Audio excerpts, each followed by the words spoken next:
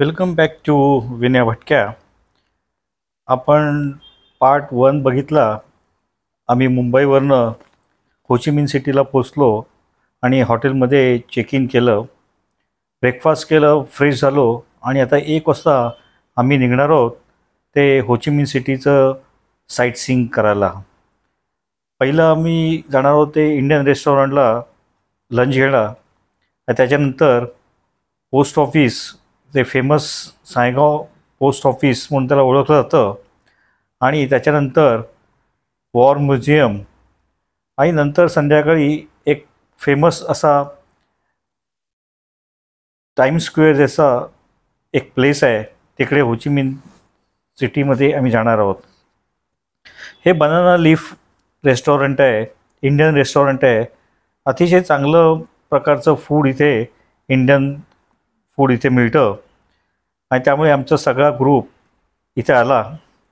Chicken, vegetables, chicken कढई, butter chicken, naan, जिरा rice, असं जे काय ठराविक आपल्या इंडियन डिशेस असतात त्या घेऊन आम्ही आमचा लंच कंप्लीट केला. आणि सगळ्यांना लंच फारच आवडला, कारण अगदी इंडियन फूड जेवायला मिळालं फॉरेन कंट्रीमध्ये कधीही चांगलं असतं. ही समोर दिसते ही आमची बस आहे. ह्या बसनी आता होचिमिन सिटीचं साईटसीइंग करायला आम्ही निघणार आहोत.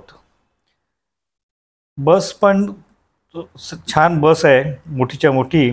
आणि ही बघा, ही होचिमिन सिटी किती सुंदर सिटी आहे. फुटपाथ बघा, रस्ते बघा, एकही रस्त्यावर खड्डा आम्हाला दिसला नाही. नंतर फुटपाथ पण बघा, किती मोठे असे फुटपाथ आहेत.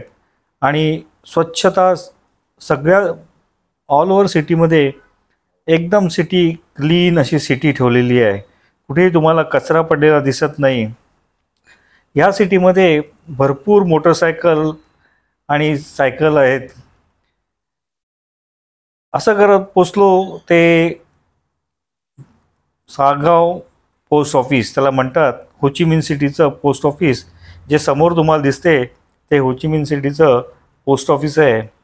1886 to 1891ला हे बांधून तयार झालं आणि फ्रेंच आर्किटेक्टच्या सारखंच वापरून हे पोस्ट ऑफिस निर्माण केलं गेलं. जवळजवळ 96 वर्ष फ्रेंच लोकांची सत्ता या साऊथ व्हिएतनाममध्ये होती. आणि तेव्हा तुम्ही ह्या साईडला जर बघाल तर जे काय तुम्हाला बिल्डिंग दिसतात त्याच्यावर फ्रेंच आर्किटेक्चरची छाप तुम्हाला दिसून येईल. आमचा हा गाईड होता. गाईडने आम्हाला थोडंसं पोस्ट ऑफिसबद्दल माहिती दिली. मागच्या साईडला पण एक चर्च आहे, फेमस चर्च आहे. ते काय चर्च सध्या रिनोव्हेशन चालू आहे. आणि हे पोस्ट ऑफिस, ह्याचं घड्याळ तुम्ही जे बघताय हे त्यावेळी पॅरिसमधनं आणलं होतं आणि अजूनही हे घड्याळ तसं त्याच कंडिशनमध्ये हे चालू आहे. व्हिएतनाम गव्हर्नमेंटनी सुद्धा हे पोस्ट ऑफिस अतिशय सुंदर रीतीने जपलं आहे. आतमध्ये शिरल्यानंतर तुम्हाला उजव्या साईडला आणि डाव्या साईडला 2 मॅप दिसतात, जे वरती लावलेले मॅप आहेत.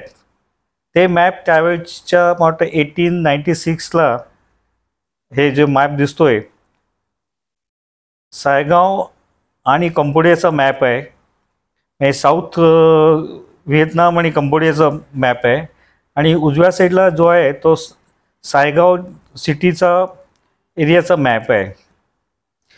पोस्ट ऑफिस हे अजूनही वर्किंग कंडिशनमध्ये आहे.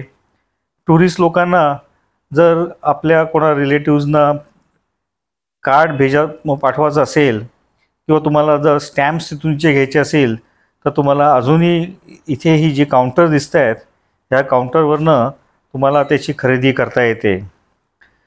आता नवीन टेक्नॉलॉजी आल्यामुळे थोडंसं पोस्ट ऑफिसची जी कामं आहेत ती कमी होत गेलेली आहेत. पण तरीसुद्धा अजूनही हे पोस्ट ऑफिस वर्किंग कंडिशनमध्ये आहे.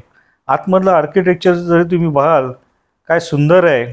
छत पण किती उंच आहे आणि वरती नॅचरल लाईटनी येण्याकरता त्याची व्यवस्था पण केलेली आहे. हे जे स्टॉल दिसत आहेत आता, हे नवीन नवीन स्टॉल सोव्हिनियर्स करता हे स्टॉल्स आलेले आहेत. बाहेर आल्यानंतर तुम्हाला हा एक स्टॅच्यू दिसतो आणि त्याच्या मागे दिसतंय हे नॉट्रे डामचं चर्च आहे. पण सध्या हे चर्च रिनोव्हेशन असल्यामुळे आम्हाला बघता आलं नाही. हे जे चर्चची जी क्लिप आहे ही माझ्या मित्र 4 वर्षापूर्वी गेला होता त्याच्याकडनं घेतलेली आहे. आणि हे बघा किती सुंदर असं हे चर्च आहे. त्याच्यानंतर आम्ही जे गेलो ते वॉर म्युझियम बघायला. वॉर म्युझियमसुद्धा अतिशय सुंदर असा हा वॉर म्युझियम आहे. आणि एंट्रन्स केल्यानंतर तुम्हाला तिथे अमेरिकन सैन्याची जे व्हिएतनाम वॉरमध्ये प्लेन्स होती, टँक्स होते, तोफा होत्या, त्या ज्या काय त्यांना ते मिळाल्यात ते सगळ्या त्यांनी जपून ठेवलेले आहेत. आणि ह्या म्युझियमच्या बाहेरच्या बाजूला तुम्हाला ही सगळी हेलिकॉप्टर, फायटर जेट्स हे सगळे तुम्हाला दिसतील. हे बघा, हे मोठं हेलिकॉप्टर पण आहे. तसं पद्धतीने ही छान अशी जपून ठेवलेली आहेत. जवळजवळ 5 लाख व्हिजिटर्स दरवर्षी किंवा त्याच्यापेक्षाही जास्त व्हिजिटर्स या म्युझियमला भेट देतात. ही बघा, या तोफा बघा. आणि खरंच तेव्हा ह्या एवढी वॉरची टेक्नॉलॉजी अमेरिकेकडे होती, त्या टेक्नॉलॉजीला सुद्धा व्हिएतनामचे सैनिक घाबरले नाहीत, नागरिक घाबरले नाहीत आणि त्यांनी ती वॉर जिंकली. जस्ट इमॅजिन करा की एवढ्या बलाढ्य अमेरिकेपुढे हे लोक कसे लढले असतील. आणि ह्याचीच तुम्हाला माहिती या म्युझियममध्ये मिळते. हे बघा, हे मोठमोठाले बॉम्बसुद्धा तेव्हा व्हिएतनामवर टाकले गेले होते. कसे सर्वाइव्ह झाले असतील ह्याचाच आपल्याला विचार करवत नाही. नंतर तुम्ही आतमध्ये आल्यानंतर जी काय मशीन गन किंवा जे काय वापरलं गेलं या युद्धामध्ये, हे बघा, हे त्याचे कपडे आहेत. नंतर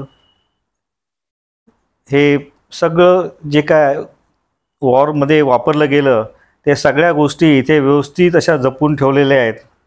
आता मी काय सगळं शूटिंग केलं नाही, कारण काय काय शूटिंग करायला खरंच वाईट वाटत होतं. जेव्हा आपण अमेरिकेने काय काय प्रकारचे जे बॉम्ब्स आणि रासायनिक बॉम्ब जेव्हा टाकले तेव्हा तिथूनच्या पिढीवर जे काय इफेक्ट झाले त्याचेसुद्धा फोटोग्राफ्स इथे ठेवलेले आहेत. आणि आपण सगळं जर इथे व्हिडिओ दाखवत बसलो तर ते खरंच आपल्याला बघवणार नाही. त्या हिशोबाने हे सगळं शूटिंग केले नाहीत. पण ही ह्या काय काय गोष्टी आहेत ह्या इथे दाखवलेल्या आहेत व्हिडिओमध्ये. पण तुम्ही जर व्हिएतनामला भेट देणार असाल तर नक्कीच या म्युझियमला नक्कीच भेट द्या. खरंच इतकं वाईट वाटतं. हे बघा, हे अमेरिकन लोकांनी व्हिएतनामचे कैदी असे ह्या पिंजऱ्यामध्ये पण डांबून ठेवले होते. ह्या तारा बांधल्या होत्या आणि त्यांना आतमध्ये उभं राहायला सुद्धा जागा नव्हती. बघा कसे हे कैदी या पिंजऱ्यामध्ये ठेवले होते. इथे फाशी द्यायला जायचे, मुंडकं कट करण्याकरता ही मशिनरी त्यावेळी वापरत होते. किती हाल हाल या लोकांनी, व्हिएतनामच्या लोकांनी केलेत. हे जे होतं चारी बाजूनी भिंती आणि असंच उन्हात थंडीत या लोकांना असेच इथे कोंबून ठेवायचे. किती लोकांचे सुद्धा इथे या परिस्थितीत मृत्यू झाले. नंतर वॉर म्युझियम बघितल्यानंतर आम्ही होचिमिनचा जो फेमस स्क्वेअर आहे, तर जसा न्यूयॉर्कला टाइम्स स्क्वेअर आहे तसाच इथे सुद्धा हा एक मोठाच्या मोठा स्क्वेअर आहे. आणि ह्या स्क्वेअरमध्ये लोक संध्याकाळी सगळीकडे असं लाईटिंग चालू असतं आणि फार ॲट्रॅक्टिव्ह असा हा स्क्वेअर आपल्याला दिसतो. बरीचशी टुरिस्ट मंडळी, लोकल मंडळीसुद्धा तुम्हाला इथे फिरताना दिसेल. हे माझ्या मागे दिसतंय, हे बघा, मोठाच्या मोठा हा स्क्वेअर आहे. आणि मागच्या साईडला तुम्ही जर पुढे चालत गेलं तर सायगाव रिव्हर आहे. तर रिव्हरमध्ये सुद्धा क्रूज चालतात, बोटिंगसुद्धा तिथे होतं. तर तुम्ही कधी गेलं तर वेळ मिळाला तर तिथे सुद्धा नक्की जाऊन या.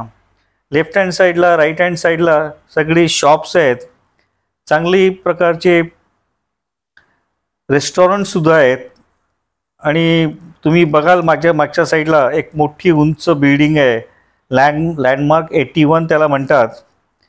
आणि मागच्या साईडला जी दुकानं आहेत तिथे कॉफी शॉपसुद्धा आहे. तुम्हाला निरनिराळ्या प्रकारचं व्हिएतनामीज फूडसुद्धा खायला मिळेल. अशाच एका कॉफी शॉपमध्ये आमची सगळी मंडळी बसली होती आणि त्या कॉफी शॉपमधून आम्ही सगळ्यांनी कॉफी घेतली. कॉफीची किंमत खूपच होती, कारण लोकेशनच्या ह्यानी ती किंमत लावली होती. कॉफीची क्वांटिटी कमी होती पण किंमत जास्त होती. तरीसुद्धा तिथे बसून कॉफी प्यायचा जो आनंद आहे तो काय निराळाच असतो. आजूबाजूला तुम्ही बघाल सगळी टुरिस्ट मंडळी, लोकल यंग पोरं मुली जात होते. हे बघा सिग्नल सुटल्यानंतर किती मोटरसायकल इथून जातात. मला वाटतं लाखाच्या घरात या सिटीमध्ये किंवा ओव्हरऑल व्हिएतनाममध्ये मोटरसायकल किंवा सायकली असतील. ही बस दिसते ही होचिमिन सिटीची साईटसीइंग करणारी बस आहे. आम्ही सुद्धा ह्या बसमध्ये बसणार आहोत संध्याकाळचं साईटसीइंग करण्याकरता. ही बघा ही आली बस. ह्याच बसला ओपन रूफ असलेलं ही बस आहे. ह्याचीसुद्धा साईटसीइंग आम्ही ह्याच्यानंतर करणार आहोत. पार्ट 3मध्ये तुम्हाला ह्याचं हे साईटसीइंग बघायला मिळेल, कारण संध्याकाळी व्हिएतनामची होचिमिनची सिटी बघायला मजा येते. बघा काय सुंदर असं मागच्या साईडचं बघा लाईटिंग चालू आहे. ही उंच बिल्डिंग आहे, एकदम व्हेरी व्हायब्रंट ॲटमॉस्फिअर असतं. बरेचसे टुरिस्ट असतात. लोक चहा नाही पण कॉफी तर घेत बसलेले असतात. आणि तुम्ही जेव्हा रस्त्याने तिथे चालत जाता तेव्हा तुम्हाला आजूबाजूची दुकानंसुद्धा बघायला मजा येते. निरनिराळ्या प्रकारची दुकानं आहेत. ट्रॅफिकसुद्धा व्हेरी फास्ट ट्रॅफिक आहे. तुम्हाला पार्ट 3मध्ये होचिमिन सिटी रात्रीच्या वेळी कशी दिसते हे मी दाखवेल. आता आम्ही चाललो आहे ती बस पकडण्याकरता. पण आजूबाजूला बघा किती खरंच सुंदर सिटी आहे, व्हेरी अट्रॅक्टिव्ह सिटी आहे. हे बघा हे टेबल खुर्ची मांडलेली आहेत. इथे आता लोक अस्ती गोळा होतील. रात्री 12-1 वाजेपर्यंत इथे लोकांची वर्दळ चालू असते आणि लोकल फूड, स्ट्रीट फूडसुद्धा इथे एन्जॉय करतात. हा बघा स्ट्रीट फूडचा स्टॉल बघा. इथे पण लोकल व्हिएतनामी फूड आहे. तुम्हाला इथे सुद्धा ते थोडेसे किडे मकोडेसारखं तुम्हाला इथे दिसेल. बघा हे आपण काय हे खात नाही पण तिथूनचे लोक काय लोक खातात. विंचू पण तिथे तुम्हाला दिसेल. तर असा होता हा पार्ट 2. आता आपण निघालेलो आहे ते बस टूर करण्याकरता. होचिमिन सिटीची रात्रीची टूर कशी असते ते दाखवण्याकरता डबल डेकर बसची ही टूर होचिमिन सिटी आपण बघणार आहोत. So thanks for watching part 2 of Vinya Bhatakya in Vietnam. Video आवडल्यास लाईक करा, शेअर करा, माझ्या चॅनलला सबस्क्राईब करायला सुद्धा विसरू नका. आता पार्ट 3 घेऊन येईपर्यंत bye bye and take care.